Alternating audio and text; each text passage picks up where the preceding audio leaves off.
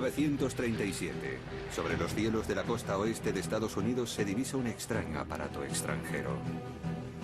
Por primera vez, un avión ha penetrado en el espacio aéreo norteamericano volando sin escalas desde la Rusia comunista. Esta es la historia de cómo los diseñadores soviéticos de la Segunda Guerra Mundial trabajaron en secreto para crear unos aviones que estaban muy por delante de los fabricados en el resto del mundo. Submarinos y tanques voladores, cazas estatorreactores y aviones invisibles. Trabajaron como esclavos en campos de concentración, soportando la tortura del dictador que gobernaba Rusia, Iósif Stalin. Bajo amenaza de muerte y a pesar del miedo, los ingenieros soviéticos dieron lo mejor de sí y diseñaron aviones revolucionarios que cambiarían la historia de la aviación.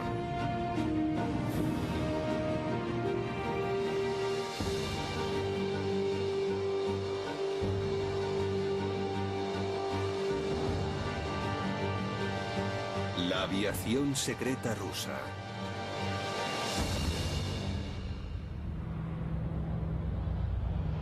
En 1937, un avión soviético voló sin escalas desde Moscú por encima del Polo Norte hasta Pearson Field, en el estado de Washington. Recorrió una distancia de más de 11.000 kilómetros. El piloto era Valery Chkalov. Su vuelo cogió por sorpresa a los norteamericanos. Nadie sabía que un avión se dirigía hacia la costa. Aquel vuelo significó la culminación de años de trabajo diseñando aviones secretos bajo la supervisión del despiadado dictador Iósif Stalin.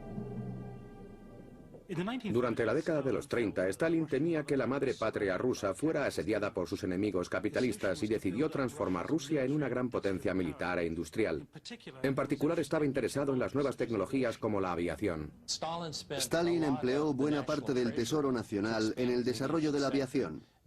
Fomentó la construcción de aviones y talleres de diseño, así como la experimentación con nuevos prototipos. Durante esta época se construyeron grandes aviones, particularmente bombarderos, que convirtieron a la Unión Soviética en una gran potencia aeronáutica. Chkalov se hizo famoso en Estados Unidos.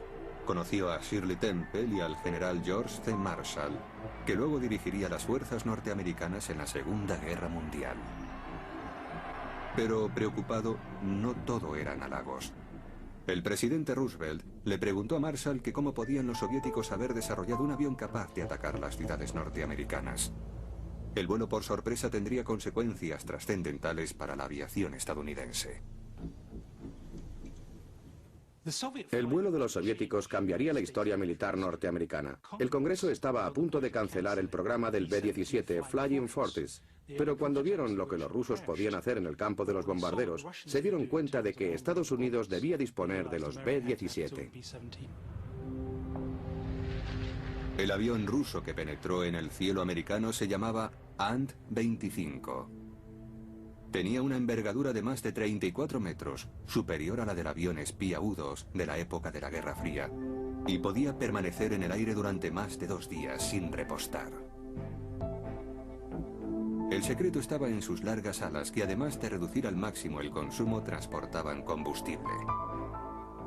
El combustible representaba 1/3 del peso del avión al despegar. El diseñador de tan revolucionario aparato fue Andrei Tupolev. Andrei Tupolev era un personaje interesante. Durante los años 20 destacó como el principal diseñador de aviones de la Unión Soviética. Sin embargo, Tupolev dio inicio a su carrera diseñando un vehículo de una clase muy diferente.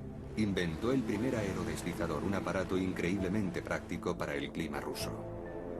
En años posteriores utilizaría aerodeslizadores para probar los motores de los aviones.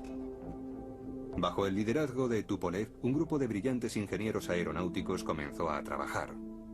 Al principio, Stalin estaba orgulloso de ellos y utilizaba su trabajo como propaganda para el nuevo Estado soviético. A finales de los años 20 y principios de los 30 desarrollaron la tecnología aeronáutica más avanzada de su tiempo. Un avión revolucionario fue la primera ala volante del mundo. El Beech-3 era un avión sin cola con una configuración alar en forma de parábola. Voló por primera vez en 1926 e inspiraría a toda una generación de diseñadores. Uno de ellos fue Alexander Moskalev. En 1933, el año que Hitler subió al poder, Moskalev se adelantó a su tiempo con el diseño de un caza delta supersónico, el SAM-4 Sigma.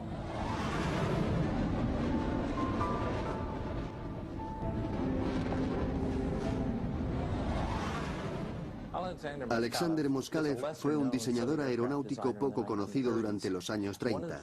Una de las cosas que hizo, por razones más bien prácticas, fue un diseño en ala delta, que fue algo revolucionario en aquella época. Moskalev no tenía miedo de innovar en sus diseños.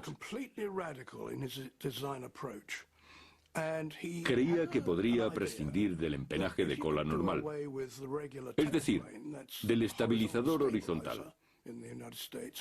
De esa manera conseguiría un avión menos pesado y con menor resistencia al viento. El prototipo del Sigma voló en 1936 con un motor de pistón, pero Moskalev no lo había terminado todavía. Empezó a desarrollar un motor cohete para una versión supersónica del avión. De hecho, Moskalev creía que conseguiría el primer avión supersónico del mundo. Fue una meta que obsesionó al joven ingeniero durante toda la Segunda Guerra Mundial. El diseño del Sigma era perfecto para el vuelo supersónico. Lo único que le faltaba en aquel momento era un motor cohete con suficiente potencia. Los grandes avances rusos en la tecnología aeronáutica dejaron asombrado a Occidente cuando sus aviones de combate aparecieron por primera vez durante la Guerra Civil Española entre 1936 y 1939. Stalin envió algunos de los últimos modelos de caza soviéticos para ayudar al gobierno republicano en su lucha contra el general Franco. Uno de aquellos aviones fue el famoso I-16 Rata. El nuevo avión parecía totalmente distinto de los cazas contemporáneos, que no habían cambiado mucho desde la Primera Guerra Mundial. Era monoplano en lugar de biplano. Su principal característica era la velocidad, que superaba en más de 110 kilómetros por hora cualquier otro caza de su tiempo. El I-16 voló por primera vez en 1934. Fue la vanguardia de una nueva clase de cazas monoplanos, aerodinámicos, con tren retráctil y ametralladoras en las alas. Se mirara por donde se mirara, todo era nuevo. Pero ocurrió algo que impidió que Rusia se mantuviera en la vanguardia de la aviación. A comienzos de 1937, Stalin propició una serie de juicios en los que figuras destacadas de la sociedad civil y militar fueron acusadas de sabotaje y traición. Por ejemplo, 2 comandantes de la Fuerza Aérea fueron arrestados y ejecutados a finales de los años 30. Andrei Tupolev, el gran diseñador soviético, también fue arrestado y enviado a prisión. Tupolev y sus colegas fueron enviados a la terrible prisión de Lubianka en Moscú, donde les sometieron a torturas y se les obligó a firmar confesiones falsas. El cargo que se les imputó fue que habían traicionado al Estado vendiendo diseños secretos de aviones a Estados Unidos o Gran Bretaña. Algo disparatado. Pero Stalin y sus fieles opinaban que los trabajadores rinden más amenazados por el miedo. Se acusó falsamente a Tupolev de que su famoso Ant-25, el que voló a América, fue una tapadera para sacar planos de los últimos modelos de aviones soviéticos fuera de Rusia y venderlos a la Alemania nazi. Stalin siempre sospechaba de los intelectuales y en particular creía que los científicos eran vagos e indisciplinados. Pensaba que trabajaban mejor amedrentados. Por eso los encarceló. Creó campos de concentración donde los diseñadores de aviones debían trabajar, pero bajo la vigilancia del servicio secreto soviético. Una de las novelas más famosas de Alexander Solzhenitsyn se titula El primer círculo. En ella utilizaba los recursos literarios para denunciar uno de los aspectos más extraordinarios de las purgas estalinistas: los centros de trabajo para prisioneros. Fueron inaugurados durante los años 30 y en ellos los científicos y diseñadores aeronáuticos permanecían bajo arresto técnico. Estaban en centros especiales vigilados y trabajaban en proyectos de alto secreto para la Unión Soviética. Trabajaban bajo la amenaza de arrestar o ejecutar a sus familiares. Los guardias acompañaban continuamente a los ingenieros por todo el campo de trabajo. Era como vivir en la Bastilla. Comían bien, incluso tenían criadas, cigarrillos, distracciones, dormían en camas limpias, pero nunca sabían cuándo saldrían, ni siquiera si iban a salir de allí. No sabían cuál sería su destino final. Ni Stalin ni aquellos diseñadores imaginaban que su trabajo acabaría afectando tanto a su país y al mundo. El 22 de junio de 1941, más de 3 millones de soldados y 3.300 carros de combate alemanes invadieron la Unión Soviética en la llamada Operación Barbarroja. Hitler se había propuesto conquistar la vieja Rusia.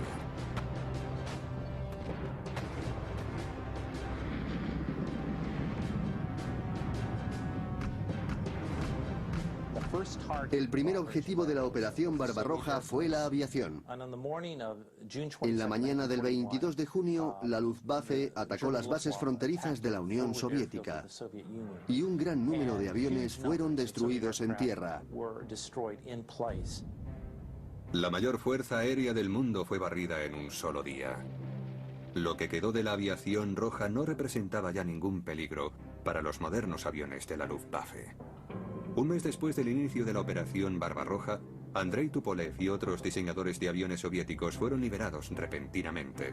En los siguientes años crearon tantos y tan efectivos aviones que consiguieron que Rusia pudiera enfrentarse con éxito a la aviación enemiga.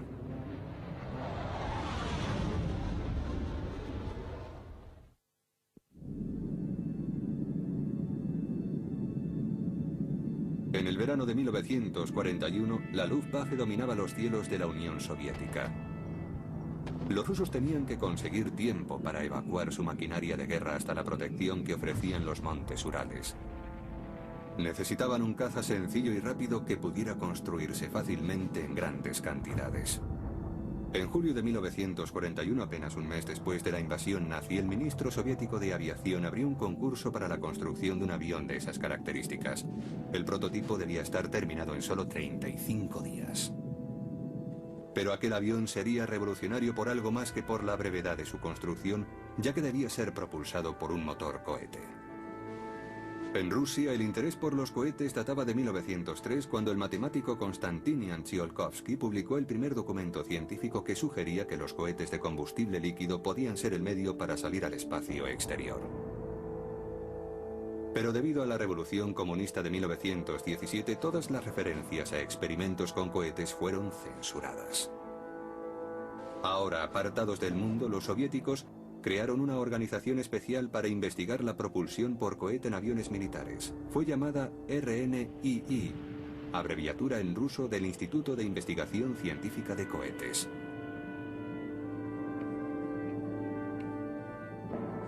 El instituto fue fundado en 1933 y reflejaba el antiguo y permanente interés que los rusos tenían en los viajes espaciales y en los cohetes.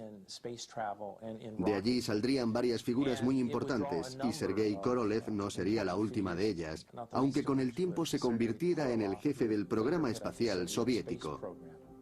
En los años 30, Korolev era el ingeniero más importante del RNII. Trabajaba en cohetes estabilizados por giróscopo, misiles aire-aire e incluso en aviones propulsados por cohetes. Los alemanes tuvieron muchos fallos en el desarrollo de sus cohetes y como resultado la inteligencia militar alemana rechazó los informes de los éxitos soviéticos con cohetes, tomándolos por pura fantasía. Sin que el resto del mundo lo supiera hasta la Segunda Guerra Mundial, la Unión Soviética estaba a la cabeza en el estudio de los cohetes. Aspiraban a realizar vuelos espaciales. Sergei Korolev era una de las figuras principales en el campo de los motores cohete. Sergei Korolev fue un personaje muy interesante. Ucraniano de nacimiento, estudió en el Instituto Politécnico de Kiev. Posteriormente, en los años 30, fue a Moscú y se interesó por la aviación. Comenzó diseñando veleros y aviones de motor, pero su auténtica pasión eran los cohetes. Estaba muy interesado en los aviones propulsados por cohetes. En 1936, Korolev empezó a trabajar en el RP-218, un avión cohete diseñado para alcanzar la frontera espacial. La tripulación iría encapsulada en una cabina especialmente sellada y presurizada.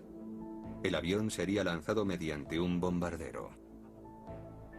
Una idea que sería adoptada por los Estados Unidos 20 años más tarde, con las primeras versiones del X-15, algo similar a lo que Korolev había planeado para el RP-218 con el fin de alcanzar una altura de casi 65 kilómetros.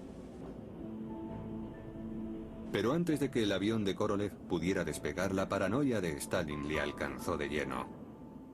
El diseñador fue arrestado y acusado falsamente de traición. Se le envió a las minas de oro de Kolyma, en el lejano noroeste de Siberia. Conocida como la Tierra de la Muerte Blanca, Kolyma es el lugar más frío del planeta, con temperaturas que descienden a más de 70 grados bajo cero.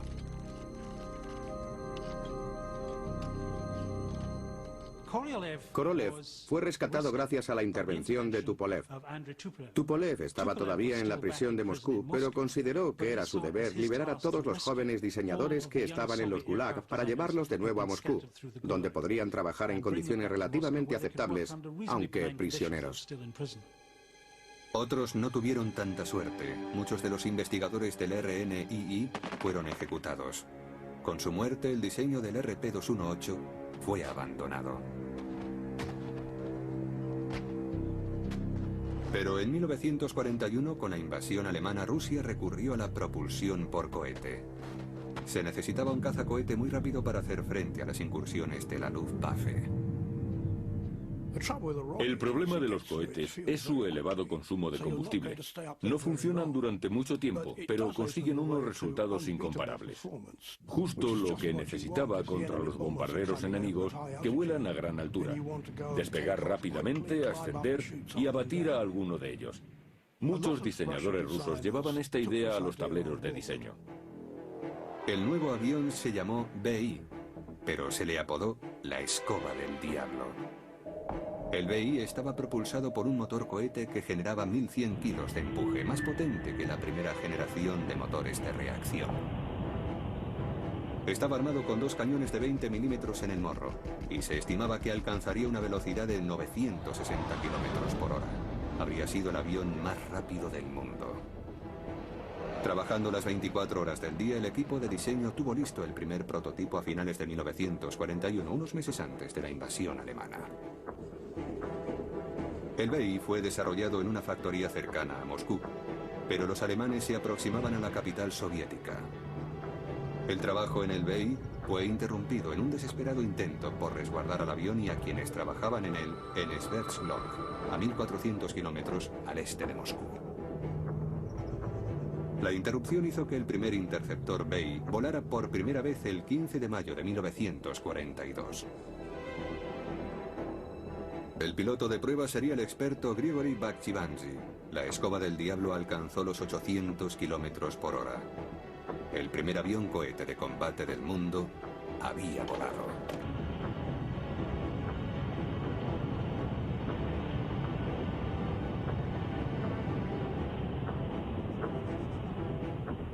El BI voló en 1942. Era un avión propulsado por un motor cohete y estaba construido con madera contrachapada. Fue diseñado para interceptar a los bombarderos alemanes. Llegó a construirse cierto número de ellos. Stalin ordenó que el BI fuera fabricado inmediatamente. Mientras tanto, en Alemania se había empezado a trabajar en otro interceptor cohete, el Messerschmitt 163 Comet. Pero la versión operativa del Comet no volaría hasta 1943, casi 18 meses después del vuelo inicial del avión cohete soviético. La nueva tecnología de cohetes aún requería de perfeccionamiento y la no demora debida al asesinato a manos de Stalin de los especialistas en cohetes lo refrenó.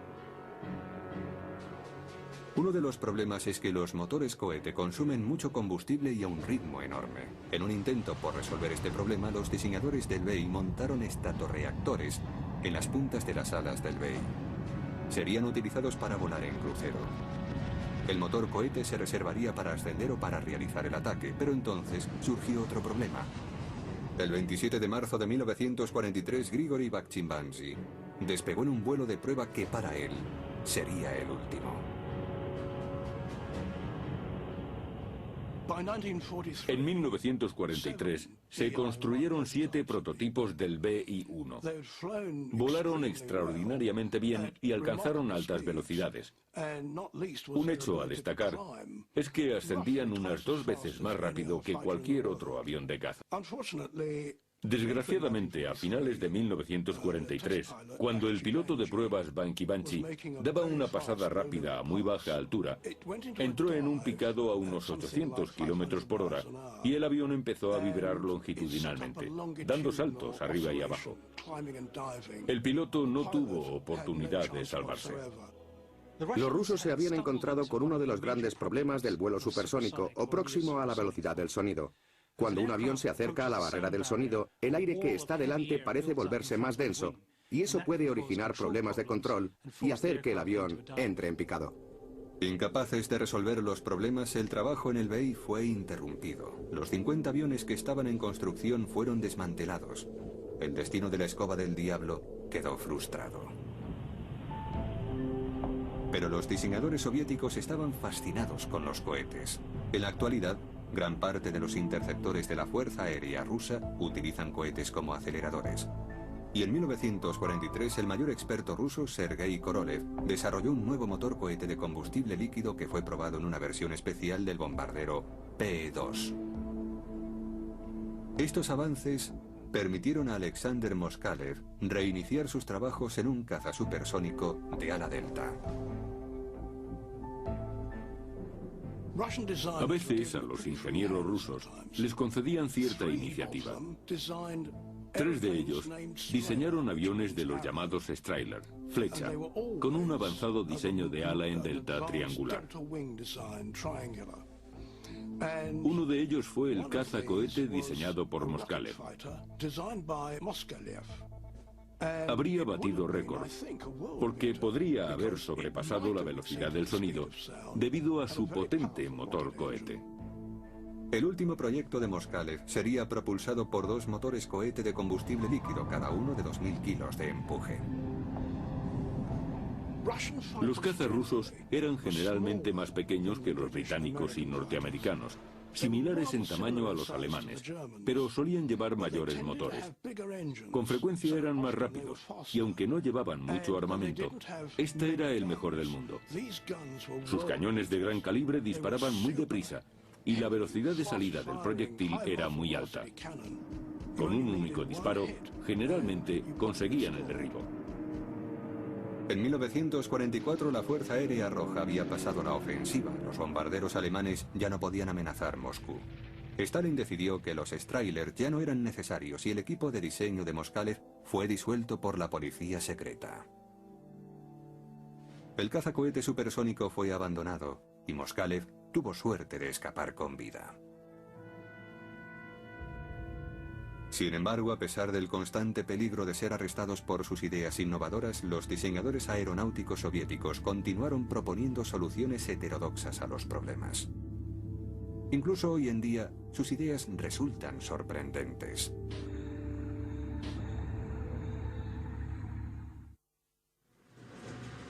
En vísperas de la Segunda Guerra Mundial, unos trabajadores de una granja colectiva rusa miraron sorprendidos al cielo. Creían haber oído el ruido de un avión acercándose, pero no vieron nada. Por encima de ellos volaba el primer proyecto de avión stealth o avión furtivo. Los diseñadores soviéticos siempre han estado interesados en aviones futuristas. De hecho, durante los años 30, realizaron un curioso experimento para conseguir un avión invisible. Fue en los años anteriores a la aparición del radar. Los aviones de entonces eran un blanco muy visible, volaban con la suficiente lentitud como para ser vistos con facilidad mediante unos gemelos y demasiado bajo para escapar de la artillería antiaérea. Un diseñador soviético tenía la solución. Quitó el revestimiento de madera de un avión militar y lo sustituyó con plástico transparente. Era un monomotor de 4 plazas de ala alta, un avión muy corriente. Le quitó el revestimiento de la estructura que pudo y lo cambió por otro transparente que consiguió en Francia. El material se llamaba Rodoid y era muy parecido al celofán. El avión era ahora transparente. Por supuesto, el motor y la tripulación seguían viéndose, pero con altura resultaban difíciles de divisar. Solo existía un problema. El problema era que el plástico que utilizó reaccionaba con la luz del sol y unas semanas después dejaba de ser transparente y el avión volvía a ser visible. El avión furtivo propiamente dicho no aparecería hasta 50 años más tarde.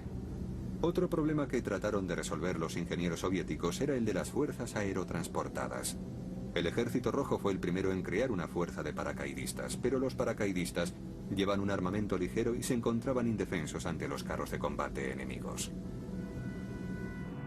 Hubo intentos tempranos de transportar carros y artillería ligera a la zona de combate. Irían colgados debajo de la panza de los grandes bombarderos, pero los aviones no podían transportar armamento pesado. Otro brillante ingeniero soviético, Oleg Antonov, propuso una solución radical para el problema. Oleg Antonov fue uno de los ingenieros aeronáuticos más eminentes de la Unión Soviética. De joven se interesó por los veleros. Más adelante dirigió el diseño de una gran serie de aviones de transporte, aviones pesados. Quizás su proyecto más revolucionario fue el llamado tanque volante. Literalmente le puso alas a un tanque para convertirlo en una máquina voladora. El extraño aparato se denominó KT, abreviación en ruso de tanque con alas. Un carro T-60 pasó a convertirse en el fuselaje del ingenio y las orugas hicieron el papel de tren de aterrizaje. Se le adosaron unas alas de biplano hechas de madera y lona, unidas a un par de vigas que sujetaban la cola para darle estabilidad. El conjunto debía ser remolcado hasta el blanco por un bombardero pesado. La velocidad de remolque sería de 160 km por hora. El tanque volador sería soltado sobre el objetivo y planearía hasta aterrizar cerca del campo de batalla. Las alas se desprenderían en cuanto el carro llegara a tierra. De esta manera podía entrar en combate inmediatamente. Solo se construyó un KT y fue probado a principios de 1942. El piloto era uno de los más polifacéticos y experimentados que jamás haya existido, Sergei Anokin. El aparato despegó y cuando estaba a unos 2000 metros de altura, Anokin soltó el cable del remolque y dirigió el invento hacia la pista. Según parece, el aterrizaje fue más bien accidentado, aunque se supone que cualquier aterrizaje del que se pueda salir andando es un buen aterrizaje. Sería el único vuelo del tanque volante. El problema no era remolcar un tanque. El problema consistía en que no había motores lo suficientemente potentes para que un avión remolcara un carro de combate a grandes distancias. Los carros de combate rusos tuvieron que llegar a Berlín por tierra. Pero además de los tanques volantes, las ideas de los soviéticos sobre el uso de los aviones en la guerra naval produjeron otro invento sorprendente. Los antiguos submarinos eran muy lentos y vulnerables cuando navegaban en superficie para recargar las baterías. Por otra parte, los aviones volaban alto y rápido, pero no eran invisibles como los submarinos sumergidos. Los jóvenes oficiales navales de la Unión Soviética tenían muchos recursos. A principios de los años 30 se les ocurrió la idea de combinar las ventajas de los submarinos con la de los aviones. En julio de 1936, el Comité Científico Militar de la Unión Soviética encargó que se hiciera un detallado estudio sobre un submarino volante. Fue llamado LPL, abreviación en ruso de avión submarino volante. Para el vuelo, el LPL estaría equipado con 3 motores de émbolo convencionales. Llevaría 3 tripulantes y volaría a 240 km por hora con un radio de acción de 800 km. Cuando el avión amerizara, unos paneles sellarían los motores de vuelo. El avión estaría revestido con una pintura resistente a la corrosión y llevaría 2 torpedos de 457 milímetros bajo el fuselaje. Sumergido, navegaría a 3 nudos.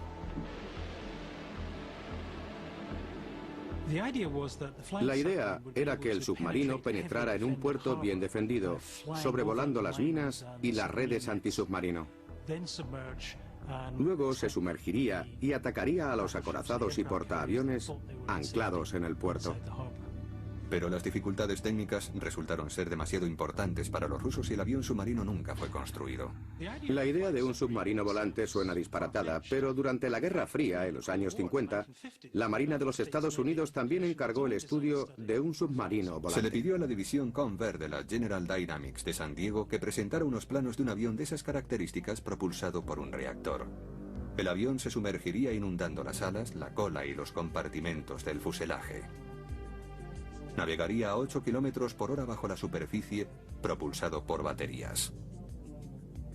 El submarino volante nunca pasó de la fase de diseño debido a que era un proyecto de una ingeniería muy complicada. Pero una nueva tecnología revolucionaría la aviación en la Segunda Guerra Mundial: el avión de reacción.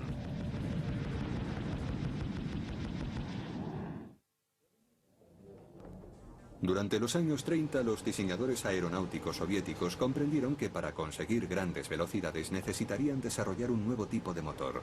La velocidad límite para los aviones de hélice rondaba los 800 kilómetros por hora y muy pronto los soviéticos se pusieron en cabeza en el desarrollo del estatorreactor. Varios diseñadores habían trabajado en cohetes y tenían nociones acerca de unos extraños motores llamados estatorreactores. Se trata de unos tubos con un perfil interior muy cuidado, una gran entrada que se estrecha y una sección de alta velocidad en el medio donde se inyecta y quema el queroseno. El gas resultante sale a través de un largo tubo de escape que produce el empuje. La idea básica no podía ser más sencilla, tan sencilla como la del motor cohete. El estatorreactor utiliza la velocidad del avión para comprimir aire en una tobera. Este aire es rico en oxígeno. Se ha hablado mucho acerca de colocar estatorreactores bajo las alas o en la cola de un caza para aumentar su velocidad. Pero pocos lo han hecho, excepto los rusos, y lo hicieron a lo grande. Uno de los primeros estatorreactores fue probado en un I-16. Los experimentos tuvieron éxito y Stalin ordenó la construcción de un nuevo caza propulsado por estatorreactores. Los trabajos comenzaron en 1940. El resultado fue uno de los más avanzados y hermosos aviones diseñados durante la Segunda Guerra Mundial, el caza Borovkov-D. El Borovkov-D fue un avión diseñado en 1941. Tenía un fuselaje doble con un motor de pistón propulsor y 2.000 caballos. Estaba complementado con estatorreactores y montaba un cañón de 20 milímetros y otro de 37 milímetros. El avión tenía una serie de características revolucionarias. Además de los estatorreactores situados en los dos fuselajes, tenía alas en flecha e incluso estaba equipado con un asiento eyectable. Si este avión hubiera estado listo en 1941, con su velocidad y potencia de fuego, habría destruido los lentos bombarderos de la Luftwaffe, evadiendo con facilidad la caza alemana. Pero el avión no llegó nunca a despegar. El ataque alemán contra la Unión Soviética llegaría antes de que estuviera terminado. Los diseñadores soviéticos descubrieron que los estatorreactores tenían un inconveniente: el combustible. Debía encontrarse una mejor solución para conseguir velocidad, y la respuesta era el motor de reacción. Los soviéticos empezaron a trabajar en motores de reacción en 1938, años antes de que Estados Unidos iniciara su propio programa de motores de reacción. El padre de los reactores soviéticos fue A.M. Lyulka. Nadie en Estados Unidos sabía que por entonces, en Alemania, incluso en la Unión Soviética, se estaba trabajando en motores de reacción. En este último país, un hombre llamado Arkhip Lyulka había diseñado un motor fabuloso.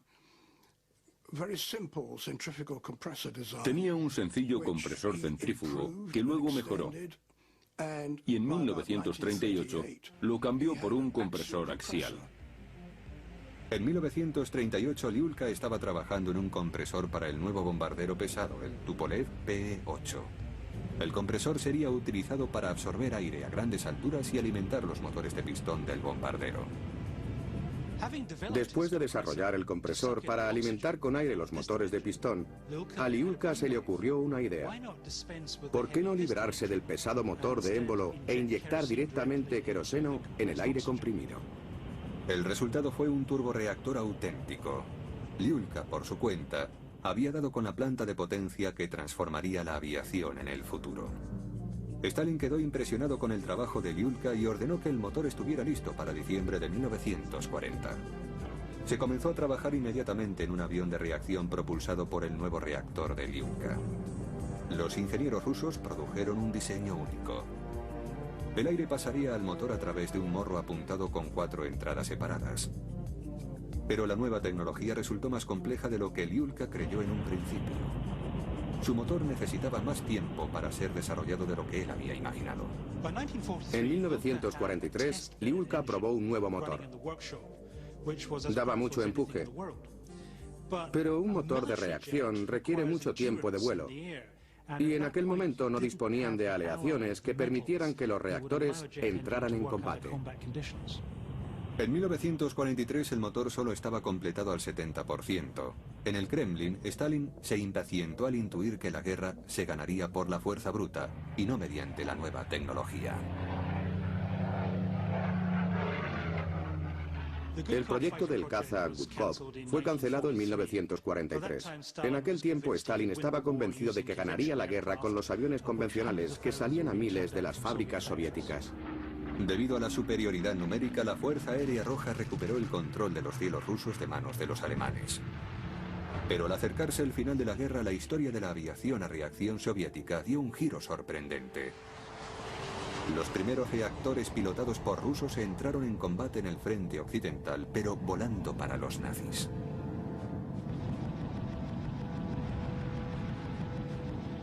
Los primeros rusos que volaron en reactores de combate lo hicieron para el bando nazi. Los alemanes habían reclutado una fuerza aérea rusa libre, compuesta por pilotos rusos voluntarios que querían derrocar a Stalin. Estaban equipados con el nuevo y revolucionario caza de reacción alemán, el Messerschmitt. Aparte de la Luftwaffe, la Fuerza Aérea Rusa Libre es la única que voló el Me-262, el primer reactor operativo del mundo. Volaron bajo los viejos colores de la Rusia imperial. Pero nada podía salvar a Hitler de su destino.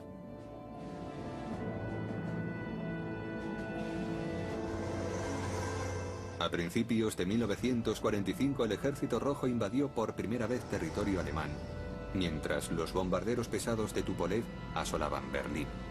Pero Stalin tenía un objetivo que le llevaría a purgar de nuevo a los diseñadores de aviones soviéticos. Corea, 1950. Los cazas norteamericanos de esta guerra eran los Lockheed F-80 Shooting Star de tiempos de la Segunda Guerra Mundial. Los norteamericanos confiaban en limpiar los cielos de aviones comunistas, pero se encontraron sobrepasados por un nuevo caza ruso más rápido y ágil, el extraordinario MiG-15.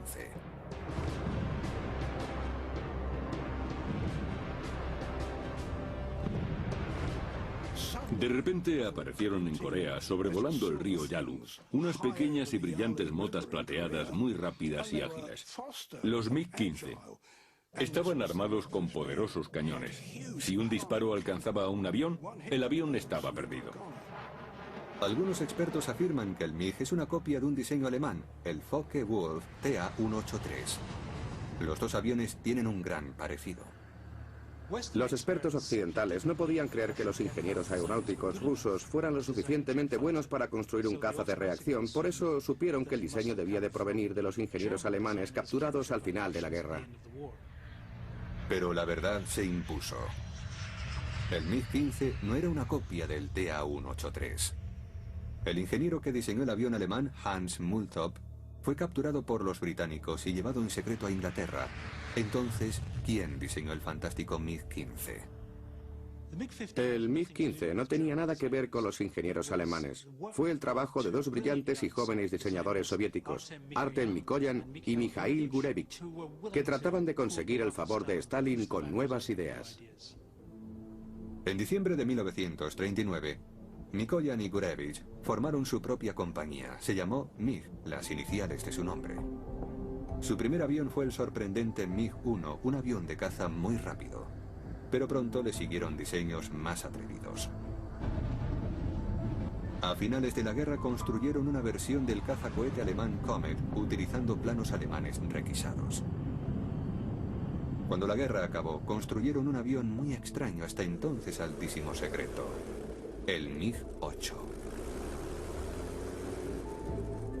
Uno de los extraños frutos de la Segunda Guerra Mundial fue el MiG-8, apodado Utka, que significa pato. Era un avión muy ligero. A los pilotos de pruebas de MiG les agradaba volar en él a pesar de su extraña apariencia. Cuando tenían que desplazarse a cualquier lugar, utilizaban un Utka. El MiG-8 fue diseñado como avión de entrenamiento sencillo, pero fue un recurso para engañar a Stalin. Si nos fijamos en el diseño, vemos que tiene alas en flecha, justo lo que se necesita para el vuelo supersónico. En otras palabras, era un banco de prueba supersónico. Utilizando lo aprendido con el MiG-8, el MiG-15 voló en diciembre de 1947, apenas 2 años después del fin de la Segunda Guerra Mundial. Yo conocía muy bien el Spitfire, pero entre 1947 y 48 me senté en la cabina de un caza ruso y me dije, vaya, es como un Rolls Royce. Era justo lo contrario de lo que esperaba. Estaba muy bien construida y equipada. Siempre habíamos creído lo contrario. En los momentos de mayor tensión de la Guerra Fría, la Unión Soviética se enfrentó a una nueva generación de reactores occidentales, y Stalin estaba convencido de que sus propios ingenieros le traicionaban. Las purgas y las ejecuciones empezaron otra vez. De nuevo los diseñadores como Andrei Tupolev temieron que la policía secreta llamara a su puerta. El 5 de marzo de 1953, Stalin murió. Y los ingenieros aeronáuticos rusos pudieron realizar su trabajo libremente después de décadas de intimidación.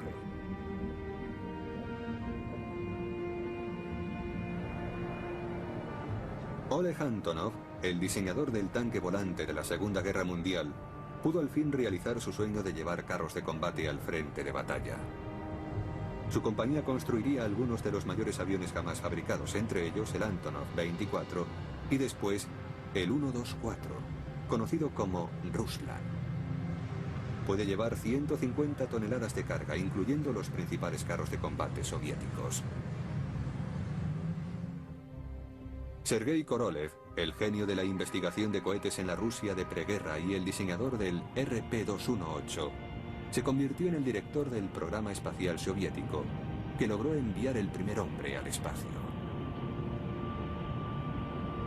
Andrei Tupolev, diseñador del sorprendente Ant-25 que voló sin escalas hasta América en 1937, sobrevivió y construyó el primer avión supersónico de pasajeros, el Tu-144, apodado Concordowski. Utilizó la esbelta ala en delta que inventara Alexander Moskalev en 1933. Estaba propulsado por 4 enormes turborreactores descendientes directos de los que Arkhip Lyulka previó en 1943. Los ingenieros rusos demostraron poco a poco que eran tan buenos como cualquiera, y de 1940 a 1943 produjeron nuevos aviones que en muchos aspectos eran iguales a los estadounidenses. En armamento estaban muy por delante de todos. Sus cañones eran mucho mejores, y desde entonces han conservado esa ventaja. La Fuerza Aérea Soviética fue en la Segunda Guerra Mundial la primera víctima de la invasión alemana en 1941. Sin embargo, renació de las cenizas de la Operación Barbarroja, resurgió con nuevos diseños y hacia finales de la contienda emergió como la poderosa arma aérea del ejército soviético. ¿Por qué Stalin demostró tanto odio y temor hacia sus diseñadores de aviones? La verdad es muy sencilla de explicar. Tenía mucho miedo a volar. Solo lo hizo una vez, en 1943, cuando fue a la conferencia de Teherán para reunirse con Churchill y Roosevelt. Durante el vuelo, el avión sufrió un ligero vuelco y dio un salto. A Stalin le entró pánico. Creo que su miedo a volar, su fobia, fue muy probablemente una de las cosas que influyó en la forma en que trataba a los diseñadores de aviones. Los ingenieros aeronáuticos rusos se encuentran entre los más prestigiosos del mundo. Su inventiva resultó coartada y traicionada por un loco que tenía demasiado miedo a volar. Sin embargo, la contribución de los diseñadores rusos a la aeronáutica sería uno de los legados más sólidos de la Segunda Guerra Mundial.